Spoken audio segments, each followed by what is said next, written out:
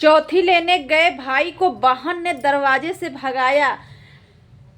एक दिन ससुराल का प्यार पाके 20 साल मायके का प्यार बिल्कुल 1 मिनट में भुला दिया। भाई जब बहन के दरवाजे पर जाता है तो बहन का दिल बिल्कुल गदगद हो जाता है। लेकिन एक बहन है कि चौथी पे ही भाई को दरवाजे पे मतलब कि बोलना तो दूर, उसको पानी तक नहीं पूछा गया, ठीक है ना।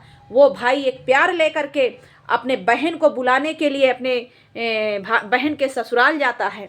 और बहन वहीं पे, ससुराल वाले तो जो करते ही करते, लेकिन वो बहन कैसी थी कि जो भाई एक कर्जा लेकर के अपनी बहन के दहेज का डिमांड पूरा किया, ठीक है ना। और कर्जा पूरा लोन से लेकर के जो मनपसंद शादी किया उस भाई का, मतलब बिना मुंह के भाई का, ठीक है ना, इस तरह से उसको जो है ना दरवाजे से भगाया जाता है। तो गाइज आप लोगों को अगर जानना है तो वीडियो में हमारे बने रहिएगा, सच्चाई जानना है तो स्किप नहीं करिएगा। और ये है कलयुग की बहन, सबको नहीं कह रहे हैं, तो वीडियो आप लोग स्किप नहीं करिएगा। स्किप करेंगे तो कुछ नहीं समझ में आएगा। लेकिन अगर आप लोग नए हैं तो चैनल को सब्सक्राइब कर लेना। तो हेलो गाइज, राधे राधे, कैसे हैं आप लोग। आशा करती हूँ कि आप लोग जहाँ पर भी होंगे स्वस्थ होंगे, मस्त होंगे, अपने अपने कामों में व्यस्त होंगे। तो जैसा कि आप लोग जानते हैं दोस्तों की जो लड्डू है, लड्डू की आज चौथी लेने गया था, उसका भाई चौथी लेने गया था।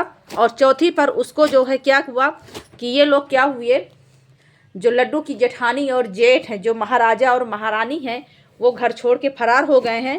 क्यों फरार हो गए हैं, उनको तो जो है ना ड्रामा रचवाना था।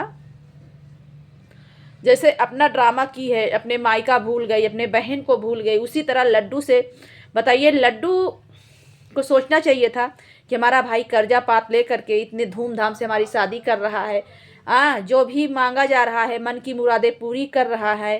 तो ऐसे मुंह बोले भाई को क्या इस तरह से अनादर करना चाहिए? नहीं करना चाहिए। अभी तक भाई चौथी लेने गया, भाई अभी तक घर वापस नहीं गया।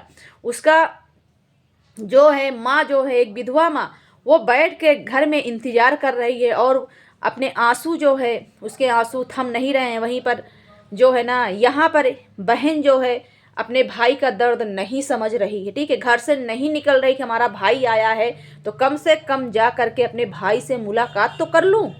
नहीं दोस्तों, आपको बता दूं कि ये जो दहेज वाला वीडियो भी गाली गलौज करके लड्डू की जो बहन थी उससे डिलीट करवा दिया गया। क्यों कि अगर वो दहेज का वीडियो ये लोग प्रशासन में लेकर के चले जाते तो इन लोगों के ऊपर दहेज प्रथा का केस बन जाता। और जो सफाई ये लोग दे रहे हैं कि हम दहेज नहीं मांगे, हम दहेज नहीं मांगे, तो राइडर गाड़ी और 50,000 रुपये सोने की अंगूठी किसने मांगा था? दहेज किसको बोलते हैं ये इनको नहीं पता है। जो एक रिएक्शन वाली बनकर बैठी है उसको भी हम बताना चाहते हैं, अगर पढ़े लिखे हो तो दहेज किसको कहा जाता है आज जान लीजिए। कि दहेज उसको कहा जाता है कि अगर तुम मुंह से ससुराल, लड़की के ससुराल वाले कुछ भी मांगते हैं तो वो दहेज होता है। लेकिन अगर लड़की के माँ बाप के पास जो भी कुछ होता है वो अपने मन से जो देता है उसको दहेज नहीं कहते हैं। लेकिन अगर कोई मांग रखता है तो वहाँ पे उसको दहेज बोला जाता है। तो गाइज आप लोग भी कमेंट में ज़रूर बताना कि दहेज किसको कहते हैं, हम गलत बता रहे हैं कि सही बता रहे हैं, ठीक है ना। और भाई वहाँ पे रो रहा, दरवाजे पे बैठकर अपने बहन का निकलने का इंतज़ार कर रहा है। लेकिन बहन वहीं पे कमरे में अपने पति के साथ अंदर बैठी हुई है और भाई को जो तनिक भी देखने तक नहीं निकली है दरवाजे। अरे ये है कलयुग की बहन, ठीक है। तो हम ये कहना चाहते हैं ना कि जो जेठानी के कहने पर जो ये कर रही हो लड्डू, तुम अच्छा नहीं कर रही हो। वो तो खुद अपना पूरा रिश्ता नाता सब तोड़ दी है, ठीक है ना। लेकिन अगर तुम जेठानी के कहने से करती हो, वो जब अपनी बहन की नहीं हुई तुम्हारी क्या होगी? तुमको नौकरानी बनाना चाहती है, ठीक है ना, इसीलिए तुम्हारा मायका तोड़वाना चाहती है, ठीक है। अगर मायके वाले बहन नहीं होगा और भाई नहीं खड़ा होगा ना तो आपकी कद्र वो कभी भी नहीं करेगी ससुराल में, ठीक है ना। अगर वो आपकी कदर करती ना तो आपके भाई से दहेज ना मांगती, क्योंकि आपके भाई की उतनी बड़ी औकात नहीं थी, ठीक है ना। उसको तो खेल खेलना था, इसीलिए तो वो ना ससुर को वहाँ पे लेकर के गई, कहाँ पे, बारात में, ठीक है, नहीं लेके गए। किसके बिना बाप का बारात अच्छा लगता है, आप लोग बताइए। बिना बाप का बारात अच्छा लगता है, आप लोग बताइएगा। जिसके बाप नहीं है तो नहीं है, लेकिन अगर बाप है तो वो जरूर बारात में जाता। लेकिन अगर इसने सोचा कि अगर हमारे ससुर जी चले जाते हैं बारात में, कौन हम जो जेठानी है ना, इसने सोचा कि अगर ससुर जी जाएंगे बाराती में तो माड़ों की हिलाई जो इन्होंने 20,000 रुपये और सोने की अंगूठी की जो मांग रखी थी वो कहाँ से मिलेगा। इसके तो मन में ना खूब चलता रहता है कि हमको कहाँ से कैसे क्या करना है। तो ससुर जी तो इतना तो मांगते ना।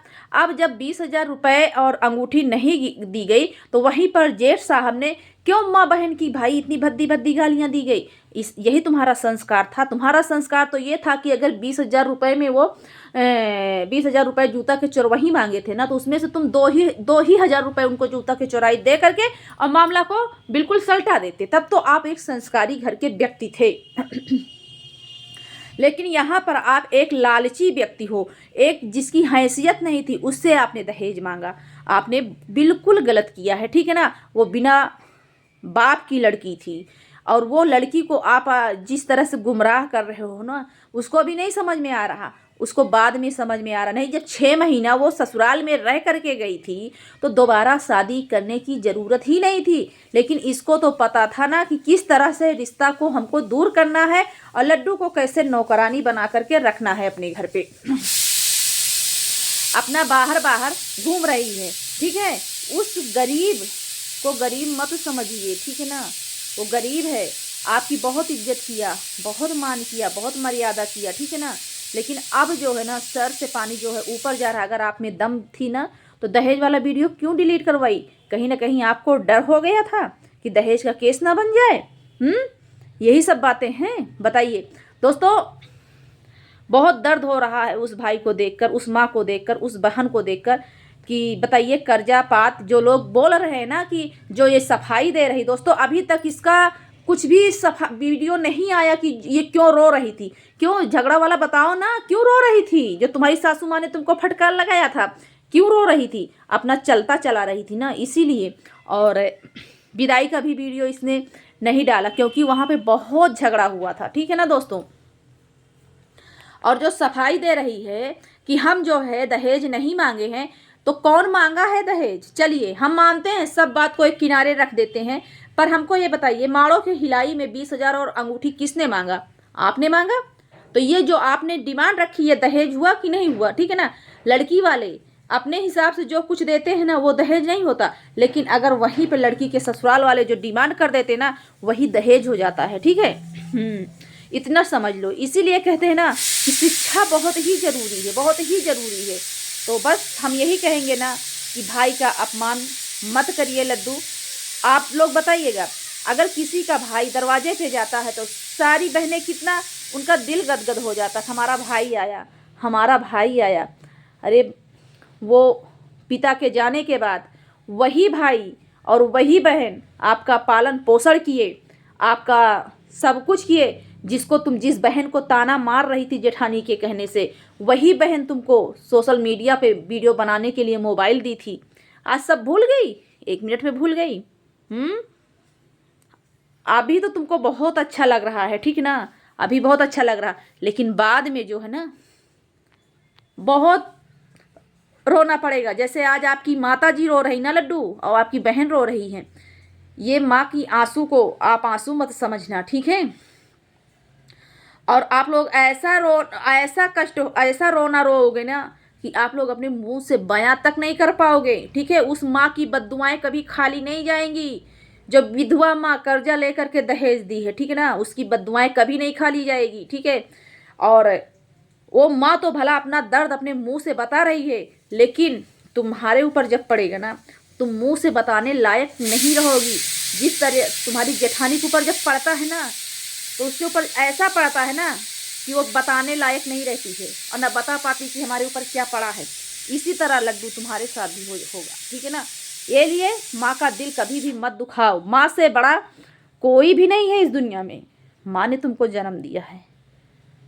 आज उस माँ का भी सम्मान नहीं। कैसी लड़की हो, कैसी लड़की हो। और भाई जब तुम्हारे उसमें था कि हम दहेज नहीं लेंगे, दहेज नहीं लेंगे, तो उसकी माँ जो बोल रही है लड्डू की, वो सही बोल रही है कि जब कोर्ट मैरिज हो गई थी तो दोबारा शादी क्यों किया? फिर क्यों कह रही थी कि हमारे यहाँ बैंड बाजा नहीं बजा, ये नहीं बजा, ठीक है ना?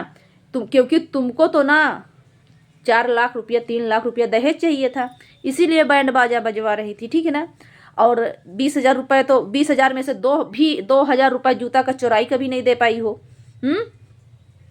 और सच पूछो ना, तुम्हारे घर में शादी हुई ही नहीं थी। जेठानी जी से कहना चाहते हैं ये एक पहली और आखिरी शादी थी, और तो बाकी तो मतलब जो है सब ऐसे वैसे शादी किए हैं। हम ये भी पूछना चाहते हैं जेठानी जी से, तुम कितना दहेज लेकर के आई हो? आज उस भाई को तुम 20,000 रुपये और अंगूठी को लेकर के जो कमरे मतलब जो है ना उसको बाहर बैठा के रख, मतलब बाहर क्या है दोस्तों, जो बाहर का जो कमरा है ना उसमें ये लोग लाख लगा करके बैठा के रखे हैं। कह रहे हैं कि 20,000 रुपया और अंगूठी दो तो तुमको हम जाने देंगे, ठीक है? अन्यथा हमारा आपका रिश्ता नहीं रहेगा और ना लड्डू यहाँ से जाएगी। तो दोस्तों ये वीडियो हम किसी को दिल को ठेस पहुँचाने के लिए नहीं बनाई हूँ। किसी को दिल को ठेस पहुँचे तो आप लोग हमें माफ़ करना। ये वीडियो एक जो है ना बिना बाप का भाई और बिना पति की औरत ने दहेज, उसके ऊपर इतना मतलब दहेज मांगा गया कि वो बेचारी दहेज में इतना कर्जा से जो है ना डूब गई है कि वो बेचारी के आंसू नहीं बंद रहे हैं। तो ये वीडियो हम एक दहेज पे बना रहे हैं कि दहेज लेना बिल्कुल अपराध है, दहेज लेना नहीं चाहिए, ठीक है ना? अगर कोई दहेज लेता है ना तो उस घर से बिल्कुल रिश्ता ही नहीं रखना चाहिए। लेकिन लड्डू की माँ को और बहन को ये नहीं पता था कि ये लोग इस किस्म के आदमी हैं, ठीक ना? लेकिन आप लोग को सजग और सचेत रहना चाहिए कि जहाँ पर दहेज मांगा जाए वहाँ पे कभी भी रिश्ता नहीं करना चाहिए, तुरंत प्रशासन का सहारा लेना चाहिए। तो ठीक है दोस्तों, अगर ये वीडियो किसी को दिल को ठेस पहुंचाने के लिए नहीं बनाई, किसी को दिल को ठेस पहुंचे तो आप लोग हमें माफ़ करना, नहीं तो चैनल को सब्सक्राइब करना और एक राय कमेंट बॉक्स में जरूर देना। और फिर मिलेंगे आप लोगों से नेक्स्ट ब्लॉग में, तब तक के लिए बाय बाय।